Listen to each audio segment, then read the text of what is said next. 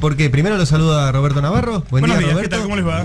Y segundo, rápidamente nos vamos a México. Sí, nos atiende desde ahí Felipe Solá. Buen día, Felipe. Aquí Arili Jalat, Roberto Navarro, Horacio Berbisky, Nico Lantos, Marcelo Figueras, todos te escuchamos. ¿Cómo estás? Flora Alcaraz, Y Flora por Alcaraz, favor. perdón. Justo se paró. Buen día a todos, ¿cómo están? Bien, ¿y vos? ¿Qué hubo, güey? Me agarraron meditando. Es temprano ya. Sí, yo reflexiono ahora. Felipe, sé que estás por reunirte para preparar, para la reunión preparatoria de lo que va a ser luego la reunión de Alberto Fernández con López Obrador. Quería saber primero, ¿por qué el primer viaje del presidente electo es a México? Porque hace tiempo que Alberto Fernández quería hablar con López Obrador y había estado con él antes de ser candidato a presidente en un viaje previo que hizo y bueno, tenía un interés especial. Por otro lado, López Obrador genera la posibilidad de una línea con América del Sur que no estaba existiendo, no existía en México con el anterior presidente. Y eso es importante. Y además, ¿Sería equivocado decir que Alberto va a México porque no va a Brasil ni a Estados Unidos como primer viaje? No, en primer lugar, el tema Brasil sí me parece que es evidente y que presenta en este momento una muy baja posibilidad de que vaya Alberto. En todo caso, podrán ir otros, podremos ir otros, eso se verá.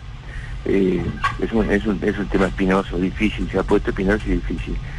En segundo lugar, hemos estado ya en Uruguay, hemos estado en Perú y en Bolivia. Pero eso fue antes de la elección presidencial. Este es el primer viaje como presidente electo. Sí, y siempre tiene un simbolismo el primer viaje, ¿no? Puede ser, porque había un intento de verse con López Obrador antes del 27 de octubre. Y él dijo después de la elección que Alberto viniera como presidente electo, que no quería recibir un candidato sino un presidente electo. Y se conocen. Y bueno, nosotros tuvimos una posibilidad también de charlar de todo, obviamente, y también de meternos en la cuestión bilateral. Tuvimos mucho mejor comercio bilateral con México que antes, y además hay otros temas que hablar, la presidencia del BID, los bloques en los que está México, la relación con los bloques de Argentina, y con los cambios que han habido, las dificultades que se presentan, etcétera. Grupo de Lima. El Grupo de Lima es uno de los temas, es uno de los temas en realidad en los que México no está, ¿no es cierto? Se fue de allí. Pero obviamente es un tema, ¿no? Y la visión del presidente López Obrador respecto de la relación con Estados Unidos y la cuestión Venezuela. En realidad en la cuestión Venezuela coincidimos bastante, ¿no? No es algo que nos demos debate futuros con ellos. Podemos conversar, pero tenemos coincidencias. Felipe, si tuvieras que arriesgar, ¿vos crees que en la reunión de hoy se va a hablar más tiempo de Venezuela o de comercio bilateral? López Obrador le dijo a Alberto por teléfono que quería abrir una relación bilateral diferente en todos los sentidos. Y el tema del comercio es importante. Acá hay, por ejemplo, cadenas de restaurantes que anuncian carne argentina y tienen un enorme éxito, están llenos. Ahora no es carne argentina, es carne paraguaya o carne uruguaya, porque Argentina no puede entrar. Y no sabemos por qué, porque tenemos el mismo estatus sanitario que tiene Paraguay, por ejemplo, ¿no? Para dar un dato, ¿no? Después es el tema que hay un cupo de automóviles que vienen de México para Argentina, que está vencido, por vencerse en este momento, y bueno, que queremos discutirlo con ellos también. Felipe, ¿Cómo ven, o por los diálogos que tuvieron ahí en México, el futuro de la región en términos políticos? Digo, porque entre la reelección de Evo en Bolivia, el triunfo de Alberto acá, la posibilidad de que el Frente Amplio revalide, López Obrador desde México, digamos, ¿cambió la correlación de fuerzas en toda Latinoamérica? Con la excepción de algunas actitudes muy evidentes como la de Brasil, que construye una pared que nosotros tenemos que trabajar para derrumbarla y relacionarnos, porque es para nosotros vital de una manera más fuerte. En los demás casos hay circunstancias difíciles y problemas hay en toda América del Sur, graves problemas políticos que están en la calle. En algunos casos se ven menos, o por lo menos lo tenemos más lejos, pero hay problemas muy serios como en Colombia, donde acaba de ganar la alcaldía de Bogotá un frente absolutamente opositor, y la ganó muy bien por mucho. Después no sabemos qué va a pasar en Uruguay, y ahí está Chile con el tema inesperado absolutamente. Así que yo no diría que se puede predecir fácilmente, pero hay que acostumbrarse a algo. Hay que acostumbrarse a la unidad con el que está, si el que está quiere mantener una unidad. Cuando vos decís Brasil, cuando vos decís Brasil, yo leo Bolsonaro. Y lo digo así porque he estado hablando con gente de Itamaraty, y dentro de Itamaraty hay una situación muy crítica respecto del presidente Bolsonaro.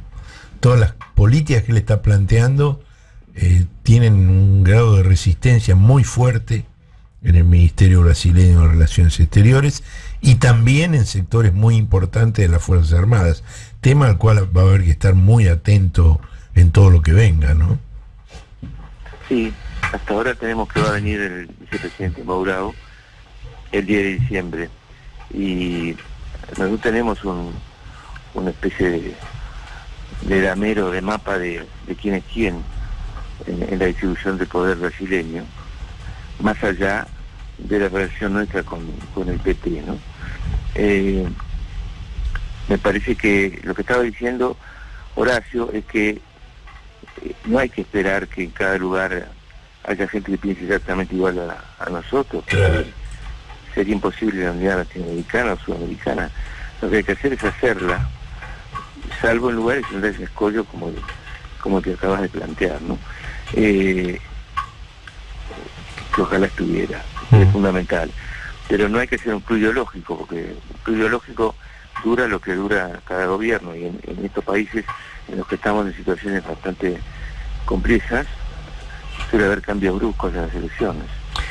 Felipe, ahí estarías marcando una división o una distancia o diferencia con lo que fue el proceso anterior, en donde la unidad se basaba más en la ideología, y lo que vos decís, y creo que ya lo hablamos cuando fueron a Perú, es que no importa quién esté, porque esas cosas cambian, hay que ir hacia la unidad igual. Yo no sé si se basaba en la ideología, lo que pasa es que había una homogeneidad en los gobernantes de la región.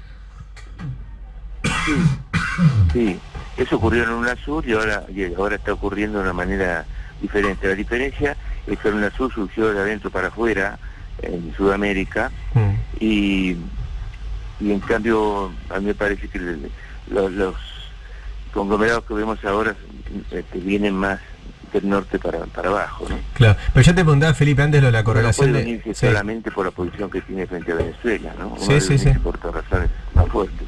Te preguntaba antes, Felipe, por la correlación de fuerzas, porque recordando, por ejemplo, las imágenes del UNASUR, uno veía al mismo Piñera arrastrado o tironeado hacia la mayoría que había en Latinoamérica de gobiernos que sí tenían una identificación ideológica común, o Santos, o el propio Santos, y cómo eso termina cambiando, y en estos últimos años lo mismo, Piñera y algún otro poniéndole más fichas al Grupo de Lima que a la construcción de UNASUR. O sea, por eso te preguntaba cómo va a ser ese tironeo entre gobiernos, si se quiere, más nacional populares y gobiernos de derecha que van a convivir en América Latina.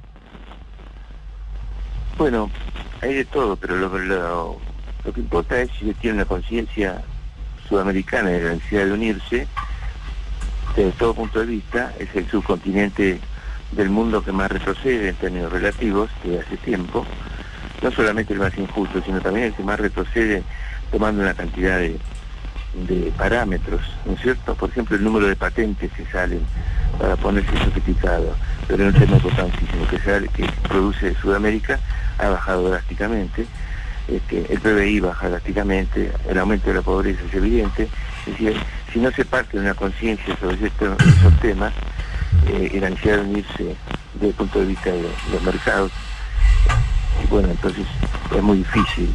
Uno no puede establecer una unidad solamente por qué posición se tiene frente a Venezuela, si tiene una posición muy dura o menos dura. Bueno, esa es una definición muy clara de tu parte, pero de parte del gobierno de Estados Unidos, así como el embajador actual argentino Oris de Roa dijo al llegar que a Estados Unidos le interesan los temas de seguridad y a nosotros los temas económicos, y que va a haber de alguna manera un canje entre las dos posiciones, esa sigue siendo hoy la posición del gobierno de Estados Unidos, que ofrece algún tipo de benevolencia respecto de las cuestiones económicas vinculadas con la deuda y con el Fondo Monetario, pero exige alineamiento contra el gobierno de Venezuela.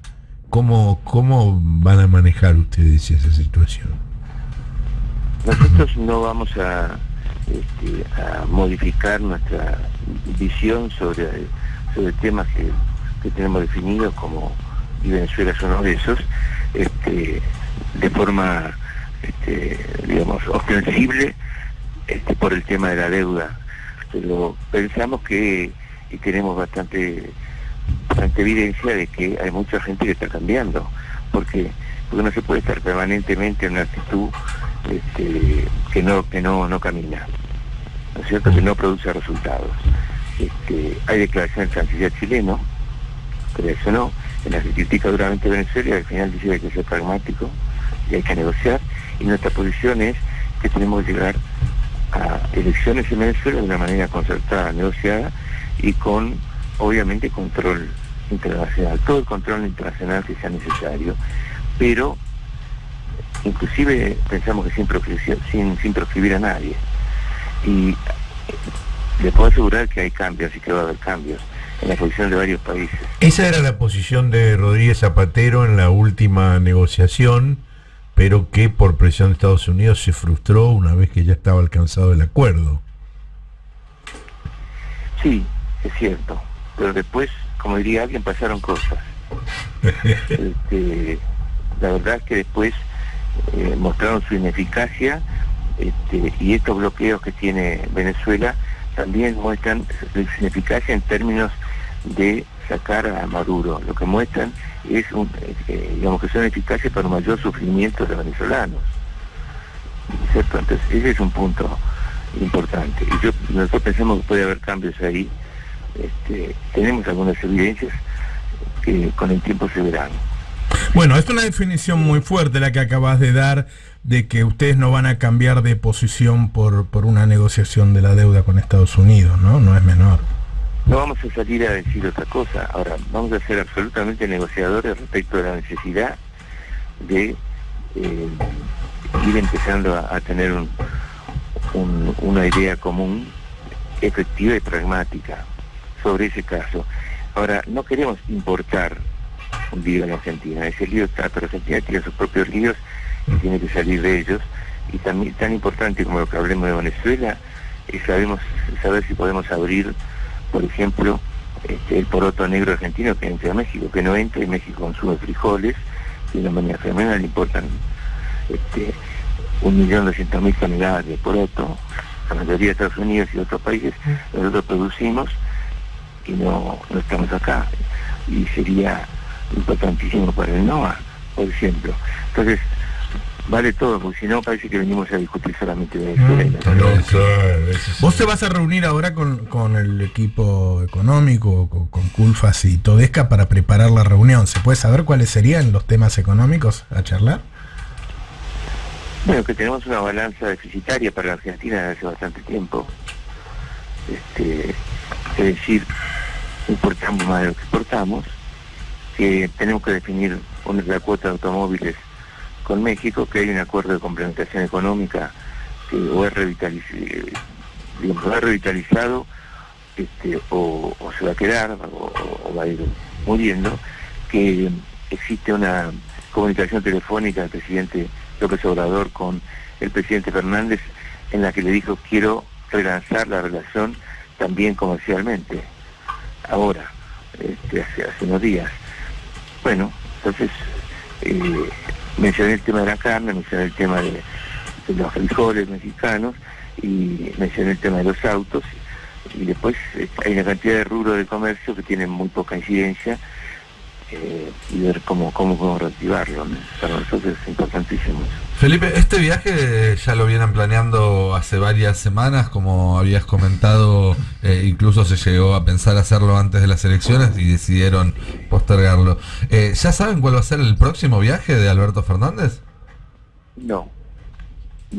Esa pregunta se la hicieron a Alberto los periodistas que están destacados acá desde Buenos Aires, y la verdad es que no dijo que no sabía que iba a haber.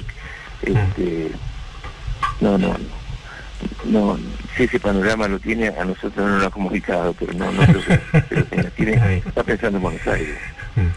Bueno, Está pensando en Argentina. Felipe, muchas gracias por atendernos de allá. Sabemos que estás con una agenda muy cargada. Te agradecemos mucho. Bueno, muchas gracias por bailarme. Les mando un abrazo. ¿Cómo bailarte? No.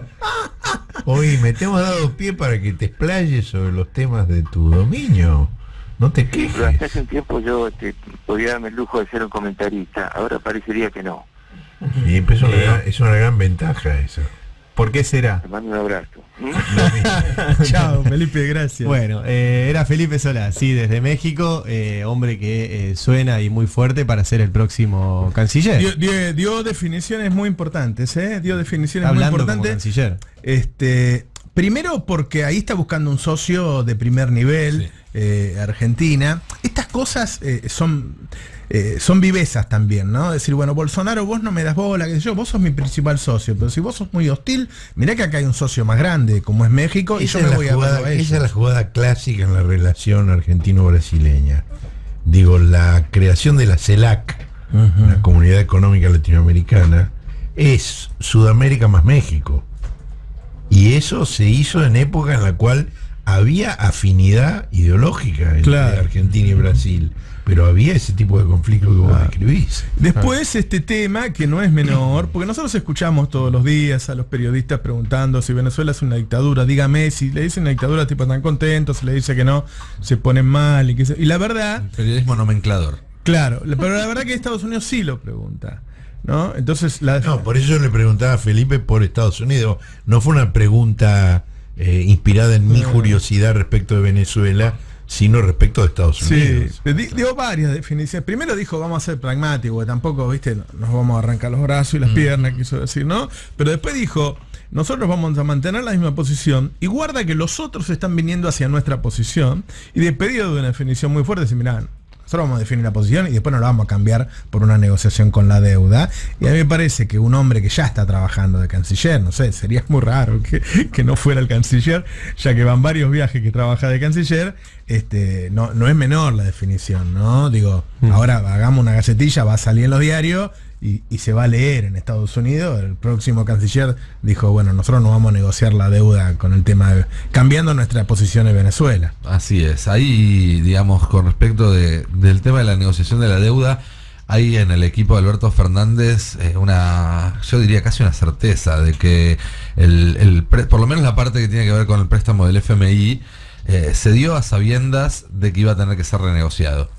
Como una herramienta, un reaseguro que se puso Estados Unidos en caso de que hubiera un cambio de gobierno como lo hubo en la Argentina, de tener ahí algo en lo cual sentar al nuevo gobierno a esa mesa y tener con qué apretarlo. Digamos que desde el momento en el cual decidieron los plazos en los cuales le darían a Macri esta deuda, lo hicieron previendo que hubiera un gobierno de distinto símbolo y previendo tener una herramienta para apretarlo, con lo cual esta definición es doblemente importante. Hay un antecedente durante el gobierno de Kirchner que coincidió en Estados Unidos con el gobierno de Bush hijo, de George W. Bush, donde ahí también el gobierno de Estados Unidos planteaba temas de agenda internacional, Venezuela, Cuba, el eje del mal, Irán, etcétera, etcétera.